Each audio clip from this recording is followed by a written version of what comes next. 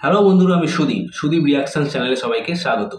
আজকে রক্তবীজ 2 ও দেবী চৌধুরানীর টিম আসছে আপনার শহরে বেঙ্গল ট্যুরে, সেটা নিয়ে কথা বলবো। তার আগে বলে রাখি, আমার চ্যানেলে যারা নতুন আছেন চ্যানেলটি সাবস্ক্রাইব করে আমার পাশে থাকুন।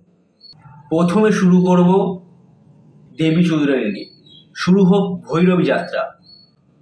7 তারিখ আসছে বিনোদিনী থিয়েটার বিকেল 5টার সময়। 9 তারিখ আসছে রায়গঞ্জ সুরেন্দ্রনাথ কলেজ বিকেল 3টার সময়, এবং ওই দিনই 9 তারিখ মালদা PRM সেন্টার পয়েন্ট মল সন্ধ্যে 6টার সময়।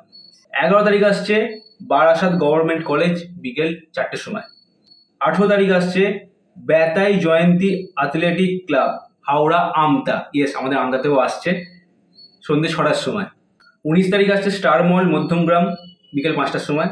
22 তারিখ আসছে ক্লাব চতুরাঙ্গ সিটি সেন্টার দুর্গাপুর 6:30টার সময় সন্ধ্যা।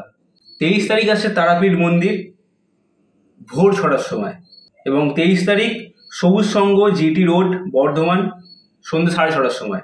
তো টিম দেবী চৌধুরানী আসছে আপনার শহরে। তো বলে দিলাম কোথায় কখন আসছে। এরপর যেটা বলবো সেটা হচ্ছে যে রক্তবীজ 2 এর টিম মিশন রক্তবীজ আসছে আপনার শহরে। 7ই সেপ্টেম্বর আসছে বহরমপুর মোহন টকিজ মোহন মল, সময় সন্ধ্যে 6টা। 13ই সেপ্টেম্বর চন্দননগর সিনেমা হাট, সময় বিকাল 5টা। 13ই সেপ্টেম্বর লেক মল, সময় সন্ধ্যে 7টা। 14ই সেপ্টেম্বর বর্ধমান কার্জন গেট, সময় বিকাল 5টা। 14ই সেপ্টেম্বর দুর্গাপুর জংশন মল, সময় সন্ধ্যে 7টা। 20 সেপ্টেম্বর মধ্যমগ্রাম স্টার মল, সময় বিকেল 5টা। 20 September Jessore road diamond plaza, সময় সন্ধ্যে 7টা। রক্তবীজ টিম আসছে আপনাদের কাছে, দেখা হবে আপনাদের কাছের শহরে, আপনাদের শহরে আসছে।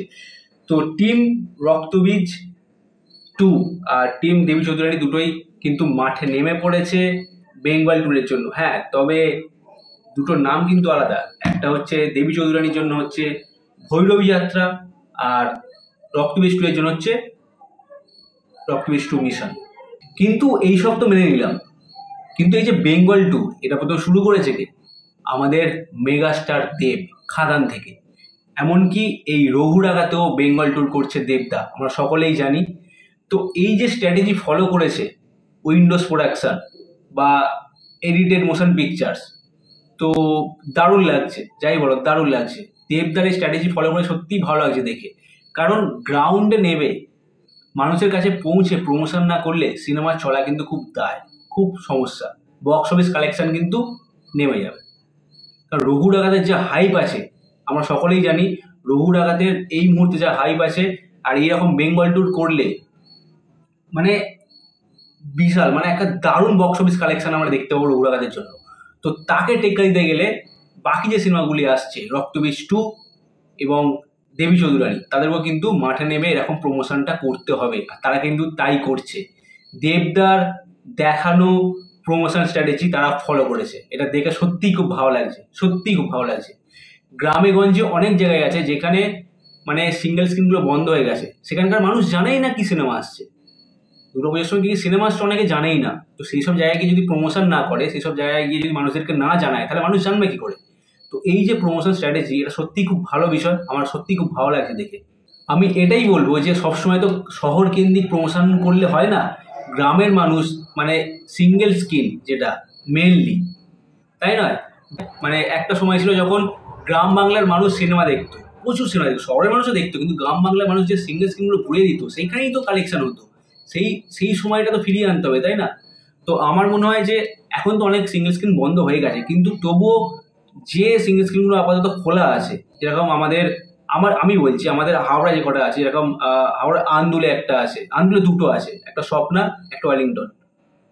তারপরে বাউরিয়ায় আছে, বাগনানে আছে, যে যে সিঙ্গেল স্ক্রিনগুলো এখনো পর্যন্ত বেঁচে আছে। আমি চাই এই সিনেমা হলগুলো চলুক, এবং যেগুলো বন্ধ হয়ে গেছে সেগুলো যেন ভালোভাবে আবার শুরু হয়, এটাই চাই। আর এইভাবে প্রমোশন করলে এই হলগুলো জাস্ট ভরে যাবে, সিরিয়াসলি বলছি ভরে যাবে। ভালো লাগছে খুব দেখে এইরকম মানে উদ্যোগ নেওয়ার জন্য, এইরকম বেঙ্গল ট্যুর করার জন্য। তো আমি চেষ্টা করব, আমি বলে দিয়েছি রঘুরাঘাত যখন টিম আসছে 11 তারিখ আমতায়, আমি চেষ্টা করব যাওয়ার। আমার এখান থেকে খুব একটা বেশি দূর না। আর চেষ্টা করব 18 তারিখ আমতায় যাওয়ার, যখন দেবী চৌধুরানীর টিম আসছে, আমাদের বুম্বাদা আসছে। তো আমি চেষ্টা করব যাওয়ার। দেখা যাক কতটা কি করতে পারবো। আমি চেষ্টা করবো আমার দিক থেকে, কারণ আমার এখান থেকে আমটা খুব একটা দূরে নয়। তো দেখা যাক আর কি আপডেট আছে, নিশ্চয়ই আমি আমার ভিডিওর মাধ্যমে আপনাদেরকে জানাবো। এই ধরনের ভিডিও দেখতে আমার চ্যানেলটি সাবস্ক্রাইব করে আমার পাশে থাকুন। পরবর্তী ভিডিও নিয়ে আমি আসবো খুব শীঘ্রই।